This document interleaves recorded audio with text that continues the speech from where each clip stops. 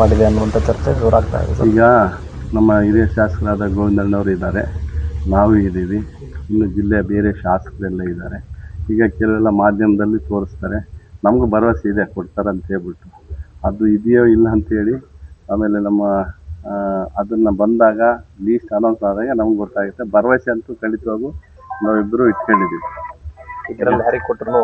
ಇಬ್ಬರು ಕೊಡ್ರಿ ಅಂತ ಕೇಳಿದ್ವಿ. ನಾವಾಗಲೇ ಮುಖ್ಯಮಂತ್ರಿಗಳು ಅಣ್ಣವ್ರು ಹೇಳ್ತಾರೆ ಅದ್ರ ಬಗ್ಗೆ.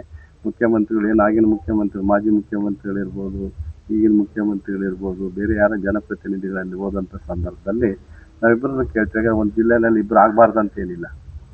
ಬೇರೆ ಬೇರೆ ರೀತಿಯಲ್ಲಿ ಪ್ರಾದೇಶಿಕವಾರು ಜಾತಿ ವ್ಯವಸ್ಥೆಯಲ್ಲಿ, ಜನಾಂಗ ವ್ಯವಸ್ಥೆಯಲ್ಲಿ ಮಾಡೋಂಥ ಸಂದರ್ಭದಲ್ಲಿ ನಾವು ನಮ್ಮಿಬ್ಬರಿಗೂ ಕೊಡಿ, ನಾವು ಮಾಡ್ತೀವಿ ಅಂತ ನಾವು ಖಂಡಿತ ಇಬ್ಬರು ಜಂಟಿಯಾಗಿ ನಾವು ಕೇಳಿದ್ದೀವಿ.